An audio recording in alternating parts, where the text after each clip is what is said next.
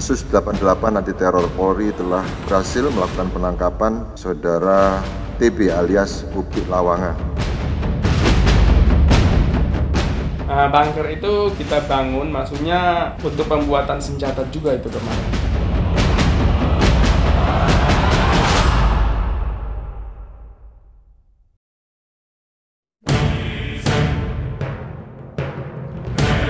Indonesia punya cerita kelam soal aksi teror. Sebuah ledakan dahsyat pernah terjadi di Kuta Bali pada 12 Oktober 2002 silam. Ratusan orang tewas, ratusan lainnya menderita luka. Peristiwa ini dikenal sebagai peristiwa Bom Bali 1. Setahun kemudian, bom mengguncang Jakarta. Ledakan dahsyat terjadi di Hotel JW Marriott, kawasan Mega Kuningan pada 5 Agustus 2003. 12 orang dikabarkan tewas dan ratusan orang menderita luka. 3 tahun setelah diguncang bom, Bali kembali meledak. 3 ledakan terjadi hampir bersamaan pada 1 Oktober 2005. 2 di kawasan Jimbaran dan 1 di wilayah Kuta. Peristiwa ini dikenal sebagai peristiwa Bom Bali 2. Teror bom terus berlanjut. Kawasan Mega Kuningan kembali bergetar. 17 Juli 2009, Hotel JW Marriott kembali diguncang bom. Secara bersamaan, ledakan juga terjadi di Hotel Ritz-Carlton. 9 orang tewas, 53 lainnya luka-luka. Kelompok teroris Jemaah Islamiyah diketahui berada di balik semua peristiwa ini. Belasan tahun peristiwa itu berlalu. Kini, tim Detasemen Khusus Anti Teror Mabes Polri meringkus 2 pentolan kelompok Jemaah Islamiyah yang memiliki andil besar dalam peristiwa ledakan di Bali dan kawasan Mega Kuningan, Jakarta. Keduanya adalah Taufik Bulaga alias Upik Lawanga dan Zulkarnain. 2 orang ini sudah lama masuk dalam daftar pencarian orang. Upik Lawanga dan Zulkarnain diringkus bersama 21 teroris lainnya di wilayah Lampung pada 23 November 2020. Densus 88 anti teror Polri telah berhasil melakukan penangkapan saudara TB alias Upik Lawanga. UL ini merupakan aset yang sangat berharga dari Jamaah Islamiyah karena memang UL ini merupakan penerus Dr. Asari. Dari dalam rumah Upik Lawanga, tim Densus 88 menemukan sebuah bunker yang diduga digunakan untuk merakit bom dan senjata api. Jadi rumah itu ada bunkernya. Bunkernya ukuran 3 x 2 x 2 meter ya. Jadi ya cukup ini. Kemudian itu digenangi air setinggi lutut. Nah, tapi di sana sudah dibangun ukuran bunker itu di sana untuk menyembunyikan atau mereka merakit senjata api, rakitan, dan perakit bom juga. Nah, itu dia. Dan pada saat ditemukan itu sudah ditemukan sekitar 8.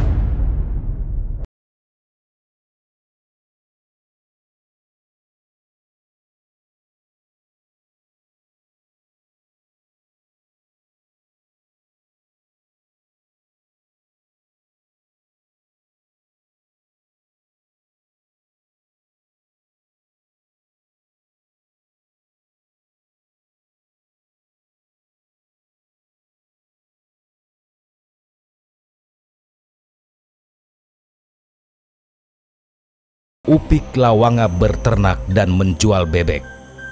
Dengan suara-suara yang ada bebek yang juga cukup banyak, itu yang membuat juga mereka juga tidak di dalam bunker itu tidak terdengar apabila mereka sedang melakukan tes persenjataan tersebut. Senjata ya kamuflase seperti itu. Karena itu di luar itu ditutup pakai plastik, kemudian masih ada jalan masuk, baru di pojok sana masih tertutup.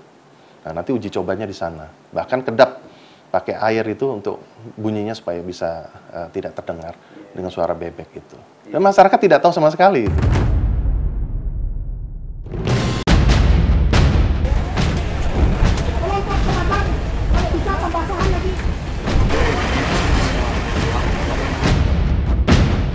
Densus 88 anti teror Polri telah berhasil melakukan penangkapan saudara TB alias Upik Lawanga. Bunker itu kita bangun, maksudnya untuk pembuatan senjata juga itu kemarin.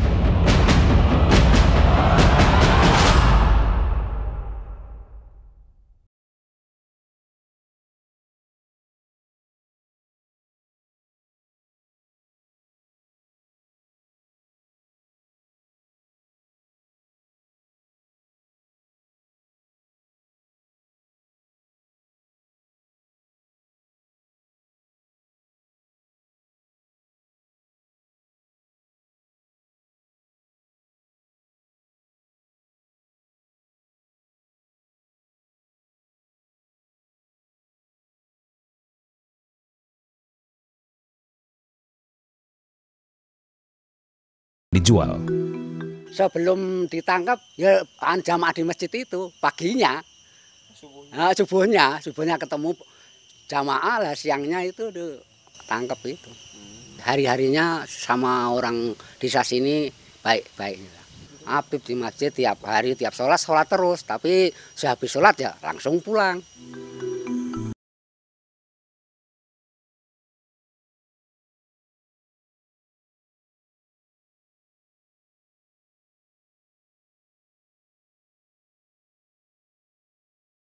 Di tempat ini, Taufik Bulaga atau Upik Lawanga tinggal bersama keluarganya selama 8 tahun.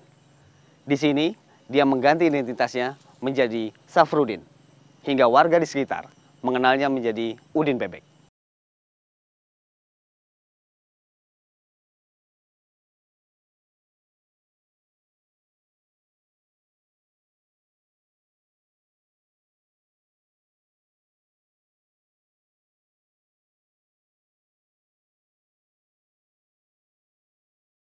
Di rumah ini, saat dilakukan penggeledahan oleh tim Densus 88, ditemukan sejumlah buku dan satu senjata laras panjang yang disembunyikan oleh tersangka di bawah tempat tidurnya. Dan setelah tim Densus melakukan penyelidikan lebih lanjut, ditemukan sebuah bunker yang digunakan untuk merakit senjata, bahkan merakit bom. Di sini adalah tempat bunkernya.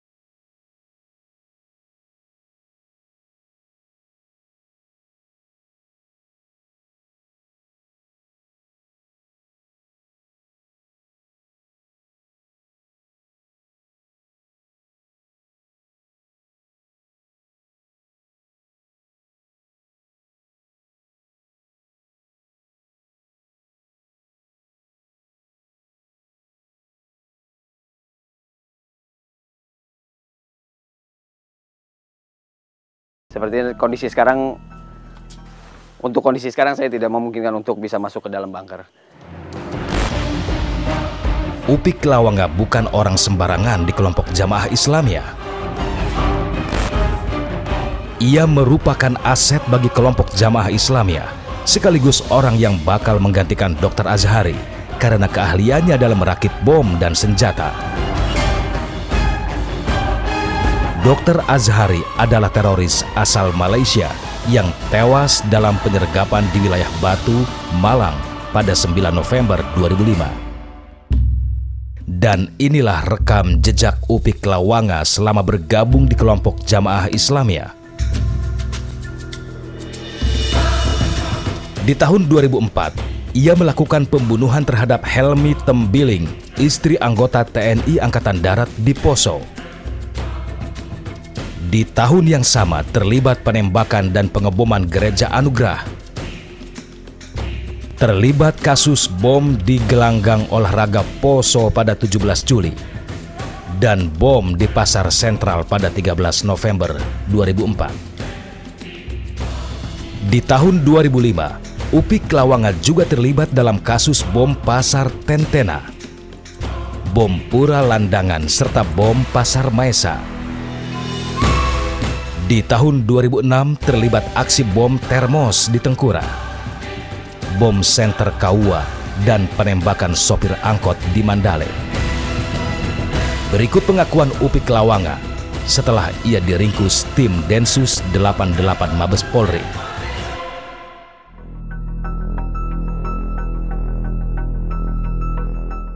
Lari 14 tahun itu, kalau menurut kita akidah Jamaah Islamiyah, kita itu kalau menyerahkan diri itu haram hukumnya. Jadi kalau kita dibunuh di situ, ya alhamdulillah bisa syahid. Tapi apabila kita ditangkap, udah qadarullah.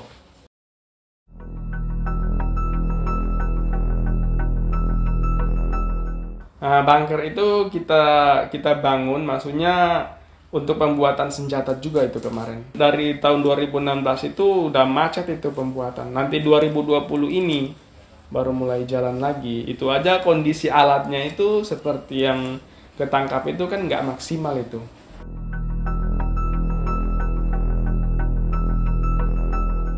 Ya itu bagian dari jalan kami seperti itu, akidah yang ditanamkan. Jihad yang sesungguhnya kalau menurut Rasulullah, yaitu kita itu berjuang dengan sungguh-sungguh, yaitu mengangkat senjata melawan orang-orang kafir.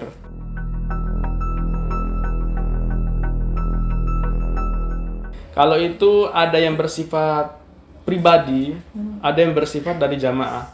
Masalahnya kalau yang bersifat pribadi ini seperti kita geser, kalau nggak ada duit pakai duit saku, karena dia beramalia juga itu, mencari pahala untuk menggeser saudaranya sendiri. Seperti itu. Adapun yang udah di luar kemampuannya kawan, nah dia terpaksa mencari dana lewat Jamaah Islamiyah pusat, seperti itu yang diketahui. Kalau dana itu kalau udah mapan, udah bisa cari maisha sendiri, cari pekerjaan sendiri, itu malah kita yang memberikan infak ke situ. Tapi kalau selama kita belum bisa, ya kita disuplai, diberikan nafkah untuk anak istri.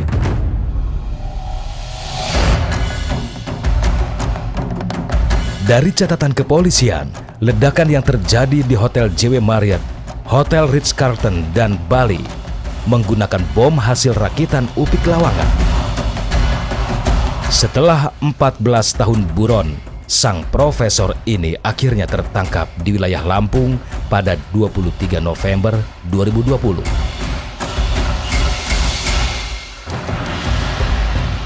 Selain Upik Lawanga, satu nama lain yang ikut diringkus tim Densus 88 adalah Zulkarnain.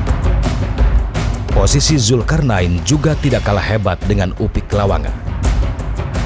Zulkarnain alias Aris Sumarsono, alias Daud, alias Zainal Arifin, alias Abdul Rahman, merupakan panglima askari atau tentara di kelompok Jamaah Islamiyah. Ia juga merupakan otak dari serangkaian aksi bom di tanah air, termasuk kasus bom Bali 1.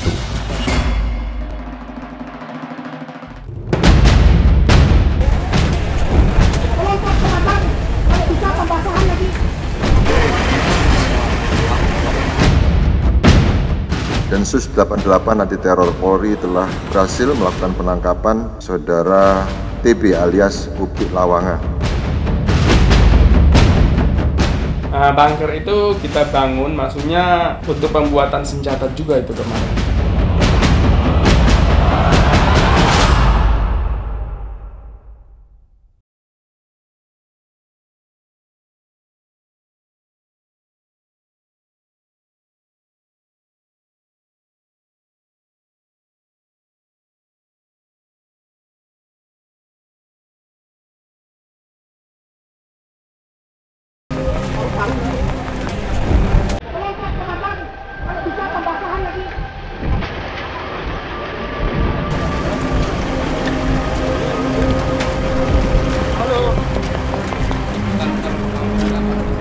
Peristiwa ledakan bom di Bali pada 12 Oktober 2002 silam merupakan ulah kelompok Jemaah Islamiyah. Selain bomber Amrozi, Imam Samudra, dan Ali Gufron, ada satu nama lain yang punya peran besar dalam kasus ini. Adalah Zulkarnain alias Ari Sumarsono, alias Daud, alias Zainal Arifin, alias Abdul Rahman. Pria kelahiran Sragen, Jawa Tengah tahun 1963 ini langsung diburu dan masuk dalam daftar pencarian orang.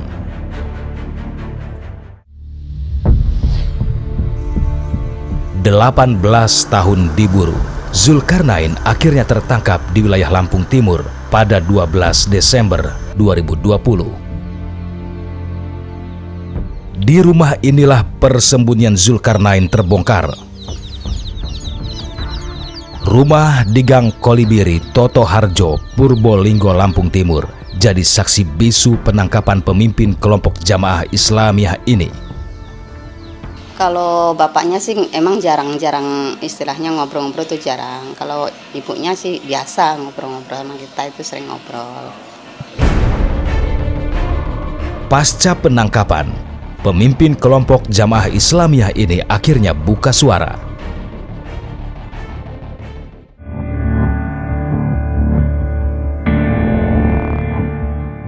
Solo kami ambil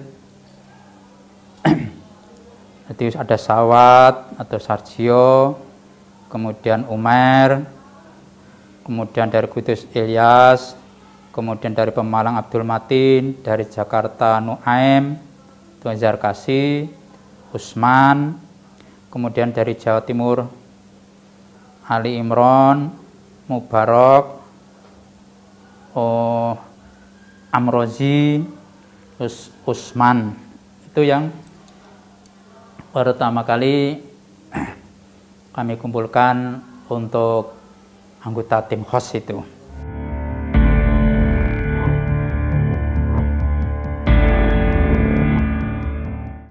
Kami mulai mengirim personal ke Ambon. Di antaranya yang pertama dulu Muslim, Ali Imron, Umer, dan lainnya, dengan membawa bagian potasium itu dengan sulfur ke Ambon dan mengajari mereka untuk membuat bom lontong istilah mereka. Dan inilah rekam jejak Zulkarnain, Panglima Askari kelompok Jemaah Islamiyah. Zulkarnain adalah orang yang merancang pengeboman di kantor kedutaan besar Filipina dan bom Natal tahun 2000. Merancang pengeboman di Plaza Atrium tahun 2001. Merancang pengeboman di Bali tahun 2002. Otak perencana dalam kasus pengeboman Hotel JW Marriott tahun 2003. Pengeboman kedutaan besar Australia tahun 2004. Dan terlibat dalam kasus bom Bali 2 tahun 2005. Kelompok Jemaah Islamiyah sudah cukup lama melebarkan jaring di tanah air. Kelompok ini merekrut anak-anak muda untuk dijadikan sebagai laskar. Jemaah Islamiyah adalah sebuah organisasi militan Islam di Asia Tenggara yang berupaya mendirikan sebuah negara Islam raksasa di beberapa negara seperti Indonesia, Singapura, Brunei, Malaysia, Thailand, dan Filipina. Karenanya, waspadalah, jangan sampai doktrin yang ditebar kelompok radikal ini menyeret pemuda-pemuda penerus bangsa.